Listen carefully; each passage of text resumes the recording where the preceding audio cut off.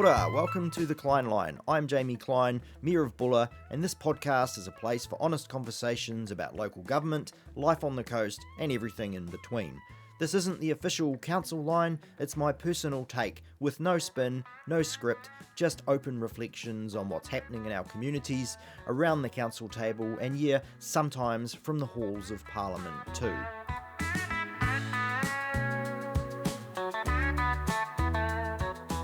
So this week we're going to talk about coal, particularly Denniston coal and the operation of Bathurst up there at Stockton, and the importance of this to Westport and our broader economy, and why we absolutely need to keep this industry going for as long as we can here in Buller.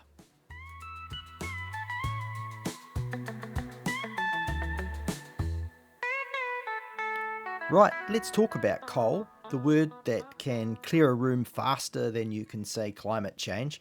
But here in Buller, coal has been the backbone of our local economy for generations. From the days of Denniston, where some of the world's highest quality coal was hauled off the hill to power industry, to today's ongoing mining that supports hundreds of families, this sector is absolutely still vital to this community.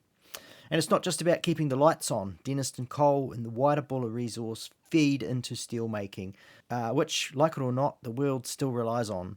We don't build wind turbines, electric cars, or hospitals without the use of steel.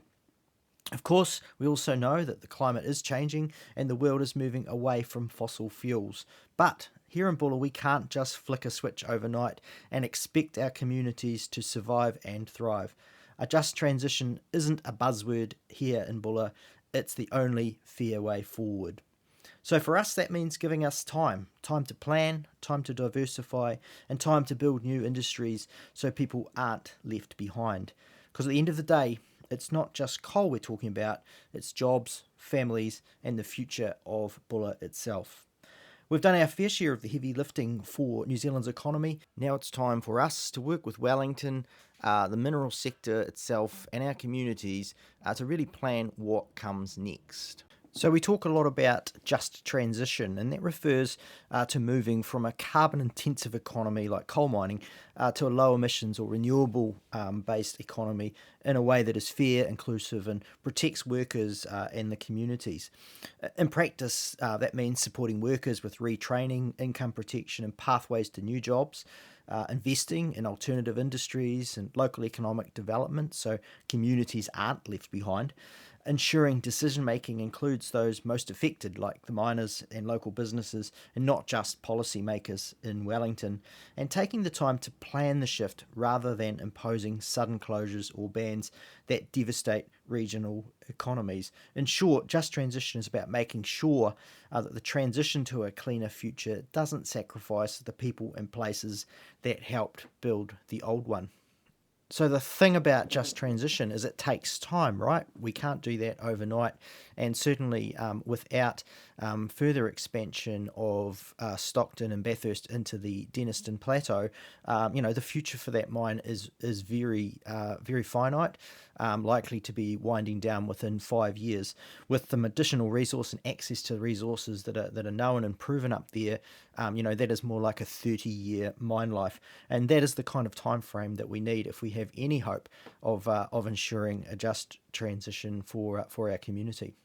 The key thing about successfully doing this is actually starting the transition of the economy now, while we still have a sustainable and strong, significant employer in Bathurst Resources running the Stockton Plateau. And so, that enables some funding, some workers in town that are reasonably well paid to start exploring some of the other alternative economic development things, such as horticulture, such as value-added tourism. There's definitely some avenues that could be explored around blue carbon and additional sort of environmental type projects. Electricity generation and utilising other natural resources in the area are all things that could be explored as part of developing that economic diversity, so that when mining does finish, and it will finish one day, then the economy is able to carry on in a meaningful way, and our community sees a future here in Buller, which is really, really important. So Bathurst Resources are already assisting our community in aspects of transition.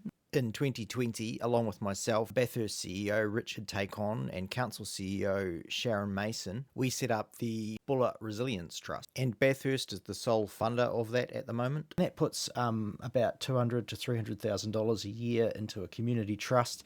We run a very open applications process for people to access that funding for anything that builds resilience to our local economy. So that can invest in people, it can invest in some new businesses. We've certainly provided seed funding for a couple of small businesses in town. And other studies and research work into some opportunities that could be explored further in the tourism or education tourism space and things like that. So that's really positive work that Bathurst is funding through the Buller Resilience Trust. Bathurst also provide direct funding, obviously with a lot of sponsorship locally, but really significant sponsorship into the health sector. So another hat that I wear is the chair currently of the Buller Health Trust, and Bathurst have funded that significantly, to the tune of several $100,000 to assist us when we moved into our new building there at Kawatiri Health. With fit out of IT equipment. They've recently provided us with a generator to make that service resilient in the event of a natural disaster and we have no power in the district, things like that. So Bathurst are playing their part locally in a big way to assist financially some community organisations and to sort of try and grow the buds of that of those new economic opportunities for our district. The current government, through the Minister Shane Jones, has indicated is an appetite to look at the royalties from the mineral sector and parts of that funding coming back to the regions that produce the minerals.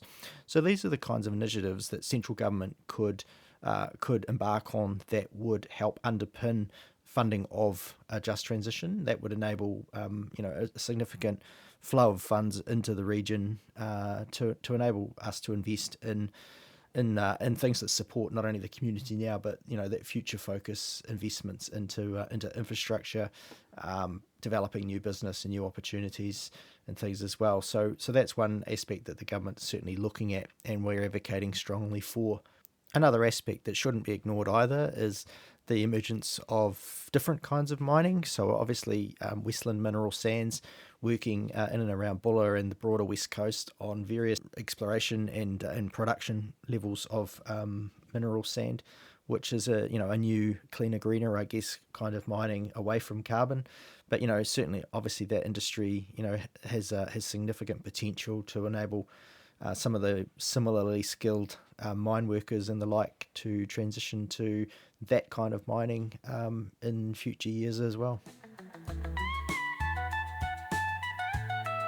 An observation I make is that often the anti-mining argument indicates that mining needs to stop now in order for something new to start. And I totally refute that. I see there's no barrier to some of the transition economy, tourism increases, aquaculture, horticulture, any of those opportunities can run in parallel with mining. There's nothing that is happening with coal or Bathurst or the Denniston Plateau that is prohibiting or creating a barrier to any of those emerging economic opportunities being explored further and developed now. And that really is the crux, really, of what a just transition is. You need to get those things going in parallel so that you're ready for the economy to be more robust long before the mining sector is ready to exhaust their resource and leave town. I want to be really clear that as the Mayor, and while I'm involved in an advocacy role, I 100% support mining and the mineral sector. I think it is critical that we utilise the resources we have available to us over the coming few decades, and that's a golden opportunity for us to get ourselves ready to transition the economy, and really ensure that we thrive and prosper as a Buller district for many, many, many decades to come. That's it for this episode. Thanks for listening to The Klein Line. This podcast is here to spark conversation, share a bit of insight, and shine a light on the things that matter to Buller. But I also want to hear what matters to you. If there's an issue you'd like my thoughts on, someone in the community we should feature, or a topic you think deserves some airtime, send me an email, jamie@theklineline.com. I'll be back next time with more updates, reflections, and what's been happening around the district. Until then, thanks for tuning in, and we'll talk again soon.